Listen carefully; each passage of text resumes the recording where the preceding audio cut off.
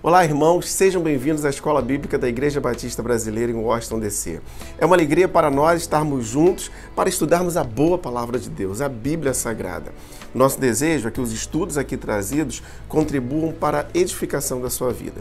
E se você quiser entrar em contato conosco, você poderá fazer isso através dos nossos endereços eletrônicos. Que Deus te abençoe. Vamos à nossa lição?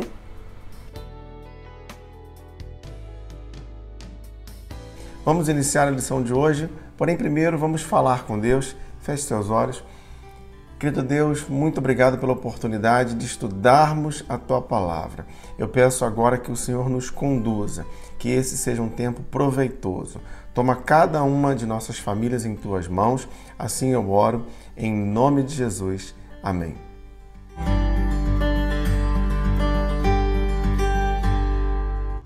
O galardoador que faz toda a diferença. Primeira carta de Paulo aos Coríntios, capítulo 3, versos de 1 a 18. Eu leio os versos de 1 a 3. Irmãos, não lhes pude falar como a espirituais, mas como a carnais, como a crianças em Cristo. Dei-lhes leite e não alimento sólido, pois vocês não estavam em condições de recebê-lo. De fato, vocês ainda não estão em condições, porque ainda são carnais. Porque, visto que há inveja e divisão entre vocês, não estão sendo carnais e agindo como mundanos. A igreja de Corinto era uma igreja muito imatura, e por isso o apóstolo Paulo, ele chama aqueles irmãos de carnais. É por esse motivo que o apóstolo não pode se aprofundar em seu ensino, pois aqueles irmãos eram como bebês espirituais e, consequentemente, estavam paralisando o processo de santificação em suas vidas. Quando nós olhamos para uma igreja, a maturidade espiritual ela é vista através da sua unidade. Maturidade entre cristãos é perceber que o que nos une é muito maior do que os motivos que nos separam. Opiniões divergentes sempre haverão, mas em Cristo, nós cristãos devemos andar unidos, respeitando uns aos outros. Primeira carta de Paulo aos Coríntios, capítulo 3, verso 6. Eu plantei, Apolo regou, mas Deus é quem fazia crescer. Fazendo uma analogia entre a igreja e a lavoura, o apóstolo Paulo ele está ensinando que ninguém faz nada sozinho. Precisamos uns dos outros em todo o tempo. Por mais que alguém tenha talento, uma habilidade, por mais que alguém saiba fazer bem alguma coisa, são as mãos de Deus que fazem toda a diferença. Salmo 127, verso 1. Se não for o Senhor o construtor da casa, será inútil trabalhar na construção. Se não é o Senhor que vigia a cidade, será inútil a sentinela montar guarda. 1 Coríntios 3, 9. Pois nós somos cooperadores de Deus. Vocês são lavoura de Deus e edifício de Deus. Ninguém é insubstituível. Todos nós temos importância, sim, mas nós somos cooperadores. Nós operamos juntos com o Senhor. Ele é o Senhor da obra. O verso 11 do capítulo 3 de 1 Coríntios. Porque ninguém pode colocar outro alicerce além do que já está posto, que é Jesus Cristo. Jesus, ele tem que ser a base, o fundamento, sim, mas nós não podemos esquecer que o que temos e vivemos hoje é fruto do que alguém fez anteriormente. O verso 12. Se alguém constrói sobre esse alicerce usando ouro, prata, pedras preciosas, madeira, feno ou palha. Aqui, mais uma vez, nós vemos que o alicerce é único, que o alicerce é Cristo. E o que se constrói leva em consideração as particularidades diversas. O fogo aqui aponta para o juízo e revelará a qualidade de cada um. O verso 13, que completa o verso 12. Sua obra será mostrada, porque o dia a trará a luz, pois será revelada pelo fogo que provará a qualidade da obra de cada um. É preciso lembrar que o tempo aqui é um fator preponderante. Há um tempo entre a semente e o fruto, entre o tijolo e a construção. Então, não adianta nós querermos pular etapas. Verso 14. Se o que alguém construiu permanecer, esse receberá recompensa. O esforço humano ele pode até gerar algum resultado, mas o Senhor é aquele que recompensa. Deus é galardoador. A fé como parâmetro para galardoar. Hebreus capítulo 11, versos de 1 a 6. Diz assim o texto. Ora, a fé é a certeza daquilo que esperamos e a prova das coisas que não vemos. Pois foi por meio dela que os antigos receberam bom testemunho.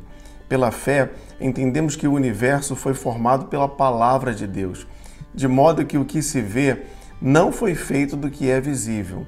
Pela fé, Abel ofereceu a Deus um sacrifício superior ao de Caim. Pela fé, ele foi reconhecido como justo, quando Deus aprovou as suas ofertas. Embora esteja morto, por meio da fé ainda fala. Pela fé, Enoque foi arrebatado, de modo que não experimentou a morte. Ele já não foi encontrado porque Deus o havia arrebatado. Pois antes de ser arrebatado, recebeu testemunho de que tinha agradado a Deus. Sem fé é impossível agradar a Deus, pois quem dele se aproxima precisa crer que ele existe e que recompensa aqueles que o buscam. A fé é a capacidade de crer além das circunstâncias, além do que é visível. Ela fundamenta a nossa relação com Deus e é por ela que nós somos salvos. Nós, cristãos, devemos andar pela fé. O verso 6 que nós lemos diz que o Senhor recompensa aqueles que o buscam. Se nós nos aproximarmos do Senhor com fé, haverá uma recompensa, um galardão para aqueles que o buscam. Deus galardoará seu povo. Apocalipse capítulo 7, versos de 9 a 17. Depois disso olhei e diante de mim estava uma grande multidão que ninguém podia contar, de todas as nações, tribos, povos, línguas, de pé diante do trono do Cordeiro, com vestes brancas e segurando palmas, e clamavam em alta voz: a salvação pertence ao nosso Deus, que se assenta no trono, e ao Cordeiro. Todos os anjos estavam de pé ao redor do trono, dos anciãos e dos 4 seres viventes.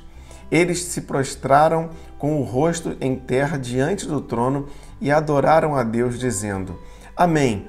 Louvor e glória, sabedoria, ação de graças, honra, poder e força sejam ao nosso Deus para todo sempre. Amém. Então um dos anciãos me perguntou: quem são estes que estão vestidos de branco e de onde vieram? Respondi: Senhor, tu o sabes.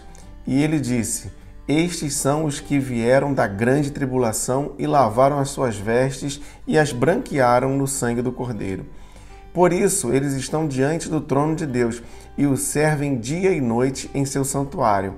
E aquele que está sentado no trono estenderá sobre eles o seu tabernáculo. Nunca mais terão fome, nunca mais terão sede, não cairá sobre eles sol e nenhum calor abrasador, pois o Cordeiro, que está no centro do trono, será o seu pastor, e ele os guiará às fontes de água viva, e Deus enxugará dos seus olhos toda a lágrima. Irmãos, na glória, o Senhor não apenas cessará toda dor, lágrima, fome, doença, mas ele trará recompensa, galardão. Salvos de todas as partes do mundo estarão diante do trono do Senhor, louvando eternamente. E quando há a pergunta no texto, quem são estes? A resposta vem no verso 14. Estes são os que vieram da grande tribulação e lavaram as suas vestes e as branquearam no sangue do Cordeiro. São os salvos, o povo do Senhor que recebe o seu galardão. Romanos capítulo 8, verso 18. Considero que os nossos sofrimentos atuais não podem ser comparados com a glória que em nós há de ser revelada. O Deus galardoador em ação. Apocalipse capítulo 21, versos de 1 a 5. Eu leio o verso 5. Aquele que estava sentado no trono disse: Estou fazendo novas todas as coisas. E acrescentou: Escreva isto, pois estas palavras são verdadeiras e dignas de confiança. Com o triunfo da igreja, na história final, João descreve o Senhor restaurando todas as coisas. Veremos então novos céus e nova terra. O verso 1. Então vi um novo céu e uma nova terra, pois o primeiro céu e a primeira terra tinham passado, e o mar já não existia. Vemos aqui uma nova Jerusalém. O verso 2. Vi a cidade santa, a nova Jerusalém que descia do céu, da parte de Deus, preparada como uma noiva adornada para o seu marido. Vemos aqui uma nova relação com a noiva, que é a Igreja de Cristo. Também vemos uma nova relação com os homens. O verso 3. Ouvi uma forte voz que vinha do trono e dizia: agora o tabernáculo de Deus está com os homens, com os quais ele viverá. Eles serão seus povos. O próprio Deus estará com eles e será o seu Deus. Vemos uma nova experiência de vida. O verso 4. Ele enxugará dos seus olhos toda lágrima. Não haverá mais morte, nem tristeza, nem choro, nem dor, pois a antiga ordem já passou. E também vemos aqui que serão feitas novas todas as coisas. O verso 5. Aquele que estava sentado no trono disse: estou fazendo novas todas as coisas. E acrescentou: escreva isto, pois estas palavras são verdadeiras e dignas de confiança. Irmãos, o Senhor ele tem poder para destruir e recomeçar todas as coisas, se assim ele o quisesse. Mas ele age de modo a fazer novas todas as coisas. Romanos capítulo 11, verso 36. Pois dele, por ele e para ele são todas as coisas. A ele seja a glória para sempre. Amém. O Deus soberano decidiu galardoar. Apocalipse 22, versos de 3 a 6 e versos de 12 a 14. Diz assim o texto: já não haverá maldição nenhuma. O trono de Deus e o Cordeiro estará na cidade, e os seus servos o servirão. Eles verão a sua face, e o seu nome estará em suas testas. Não haverá mais noite. Eles não precisarão de luz, de candeia, nem da luz do sol, pois o Senhor Deus os iluminará, e eles reinarão para todo sempre. Os versos de 12 a 14. Eis que venho em breve, a minha recompensa está comigo, e eu retribuirei a cada um de acordo com o que fez. Eu sou o Alfa e o Ômega, o primeiro e o último, o princípio e o fim. Felizes os que lavam as suas vestes, para que tenham direito à árvore da vida e possam entrar na cidade pelas portas. Nesse ponto aqui da revelação trazida por João, o Senhor ele está reinando em seu trono. Há uma nova ordem de paz estabelecida. Vemos aqui o cumprimento do Evangelho de Mateus, capítulo 5, verso 8, que diz: bem-aventurados os puros de coração, pois verão a Deus. A vinda de Cristo aqui é iminente e ele trará a sua recompensa, o reconhecimento a cada pessoa das obras praticadas. Cada homem será chamado para ser recompensado pelo trabalho que tiver feito. O texto diz: eu sou o Alfa e o Ômega, o primeiro e o último, o princípio e o fim.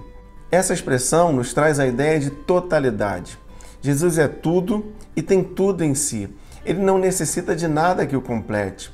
Tudo converge para ele. Também nos traz aqui a ideia de eternidade. Ser eterno não é apenas não ter fim, mas é também não ter início. Então, a ideia que está sendo mostrada aqui na revelação de João é a respeito da eternidade de Jesus. Fala também de autoridade. Somente aquele que tem todo o poder e é eterno tem a autoridade para estabelecer uma nova ordem em todo o universo.